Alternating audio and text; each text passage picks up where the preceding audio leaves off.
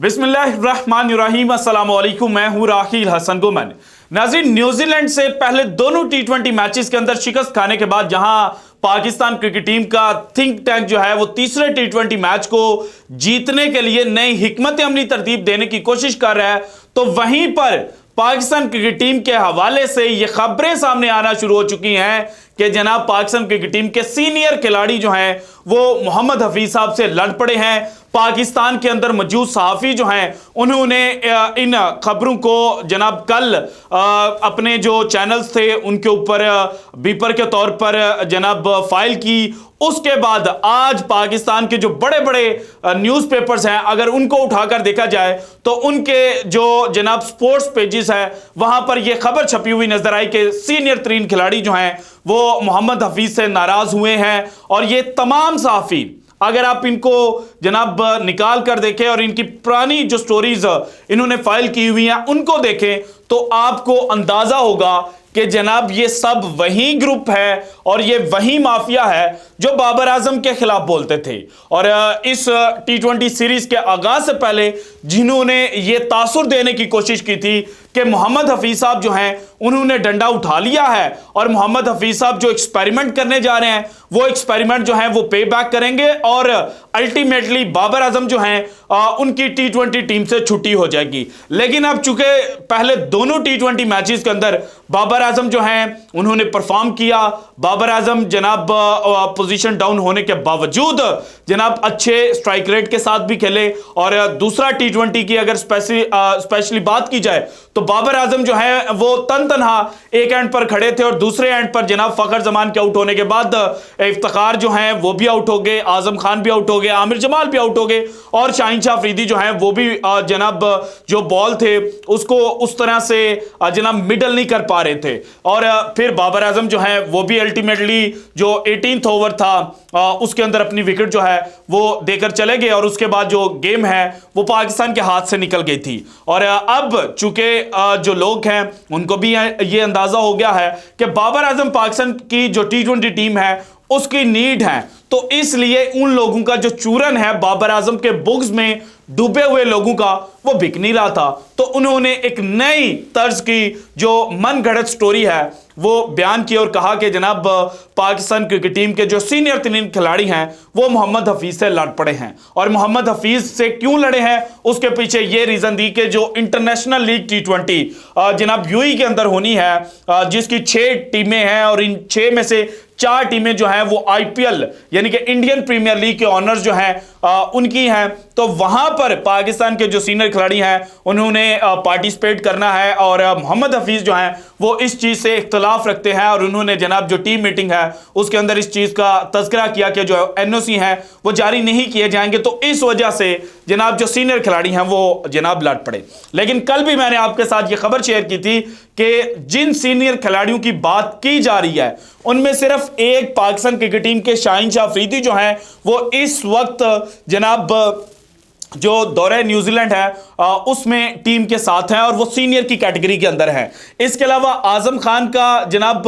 Contract है, लेकिन आजम खान की दोनों मैचेस के अंदर अगर परफॉर्मेंस देखी जाए तो उनकी तो टीम के अंदर जगह नहीं बनती, तो वो कहां से मोहम्मद हफीज के साथ जो इख्तलाफ है वो करना शुरू कर देंगे। इसके बाद तीसरा जो सीनियर खिलाड़ी लिया गया वो शादाब खान थे। शादाब खान टीम के साथ नहीं है, शादाब खान तो पाकिस्तान में बैठे हुए हैं, तो फिर जनाब शादाब की लड़ाई कैसे होगी। उसके बाद जनाब मोहम्मद वसीम का नाम लिया गया और मोहम्मद वसीम का जब मैंने अपने थ्रू चेक किया तो अभी तक आईएल टी20 जो है उसके साथ कॉन्ट्रैक्ट नहीं हुआ। मोहम्मद वसीम एक यूएई का खिलाड़ी है जो कि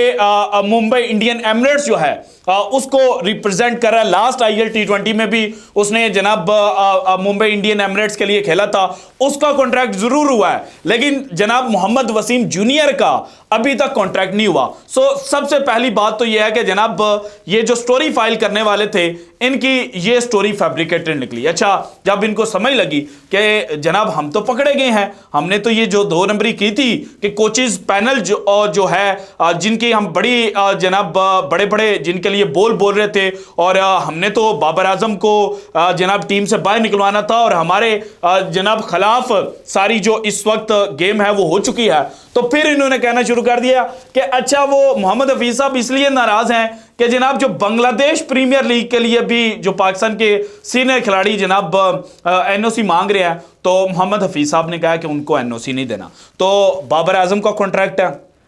मोहम्मद रिजवान का भी बीपीएल के लिए कॉन्ट्रैक्ट है, और बाकी भी कई पाकिस्तान के खिलाड़ी हैं जिन्होंने बीपीएल में पार्टिसिपेट करना है। तो सबसे पहली बात तो यह है कि बीपीएल का जो बीपीएल है बांग्लादेश प्रीमियर लीग, उसका आगाज कब होना है और इख्तिताम कब होना है, और दरमियान में आ जानी है पीएसएल। 17 फरवरी को पीएसएल का पहला मैच जो है वो खेला जाना है। सो डैट मीन्स के अगर पाकिस्तान के खिलाड़ी जो है वो बीपीएल खेलने के लिए जाते हैं तो फिर जनाब उनको वापस कब आना पड़ेगा, उनको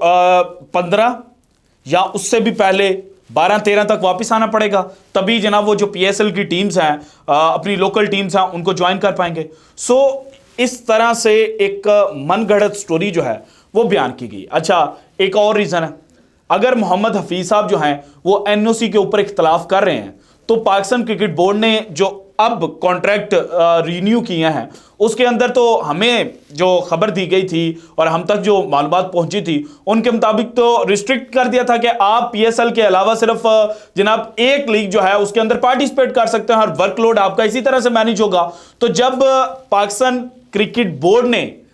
जनाब ये एक फार्मूला बना दिया हुआ है, तो फिर ड्यूरिंग सीरीज, और वो भी इंपॉर्टेंट सीरीज, कि आपने यहां से जो वर्ल्ड कप 2024 होना है जुलाई के अंदर,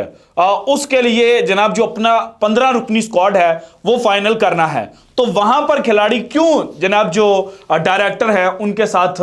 लड़ाई लेंगे। सो ऑल इन ऑल जो इस वक्त फड्डे, जो इस वक्त लड़ाइयां, जो इस वक्त झगड़े की इतलात आ रही हैं, वो उस सेक्शन ऑफ मीडिया की जानिब से आ रही हैं जो कि बाबर आजम के बुक्स में डूबे हुए हैं। और कल जिस तरह से बाबर आजम ने इनिंग खेली थी, और जब स्टैट्स चेक किए गए कि बाबर आजम ने 100 इंटरनेशनल जनाब जो इनिंग्स T20 क्रिकेट के अंदर खेली, उसमें जनाब उन्होंने विराट कोहली से कदरे बेहतर परफॉर्म किया हुआ है, और ना सिर्फ 100 T20 इंटरनेशनल्स के अंदर कदरे बेहतर परफॉर्म किया है, बल्कि जो 3 सीना कंट्रीज हैं वहां पर भी जो बाबर आजम हैं उन्होंने बेहतर परफॉर्म किया हुआ है जनाब विराट कोहली से। सो जब उनको नजर आया कि जनाब बाबर आजम जो हैं वो तो हम उसको गिराने की कोशिश में थे लेकिन वो गिर ही नहीं रहा, तो फिर जनाब एक नए तरीके से जो गेम है, जो 2 नंबरी है, वो पाकिस्तान क्रिकेट टीम के जो सीनियर खिलाड़ी हैं उनके खिलाफ तरतीब दी गई। लेकिन जनाब अब इनका जो भांडा है वो फूट चुका है, और मोहम्मद हफीज़ के साथ इख्तलाफात ज़रूर हैं। मैं ये नहीं कह रहा कि टीम के अंदर इख्तलाफात नहीं हैं, इख्तलाफात ज़रूर हैं, लेकिन एनओसी को लेकर नहीं है। बल्कि मोहम्मद हफीज साहब जो पाकिस्तान क्रिकेट टीम को हाँक रहे हैं ना, जिस तरह से छड़ी पकड़ी हुई है, भेड़ बकरियों की तरह उनको हाँक रहे हैं, तो उस चीज़ की वजह से नाराज़ हैं कि जनाब हम इंटरनेशनल खिलाड़ी हैं, हमें रिस्पेक्ट दिया जाए। और मोहम्मद हफीज साहब जब खुद खिलाड़ी थे तो वो यही रिस्पेक्ट जो है वो डिमांड करते थे उस वक्त के जो सीनियर्स और उस वक्त का जो मैनेजमेंट पैनल था। तो अब जब आपके पास खुद इख्तियार आया है तो आप अपने आप को जनाब बादशाह की तरह बिहेव करना शुरू हो चुके हैं। तो इस चीज़ की वजह से कुछ खिलाड़ी, कुछ लड़के जो हैं वो नाराज़ ज़रूर हैं। और इसके अलावा जो करंट जनाब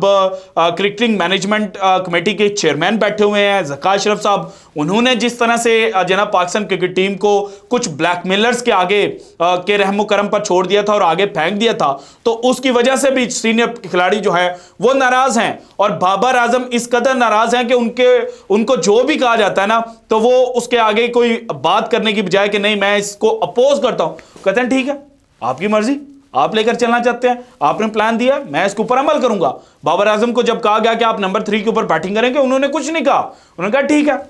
मैं ओके हूं। इसके अलावा जब ज़का अशरफ साहब जो है वो दौरे ऑस्ट्रेलिया पर जब पाकिस्तान क्रिकेट टीम थी तो ये भी ऑस्ट्रेलिया के अंदर गए थे, वहां पर एक मीटिंग हुई थी, उस मीटिंग का हाल भी जनाब इन सहाफियों ने दिया था और इन्होंने कहा था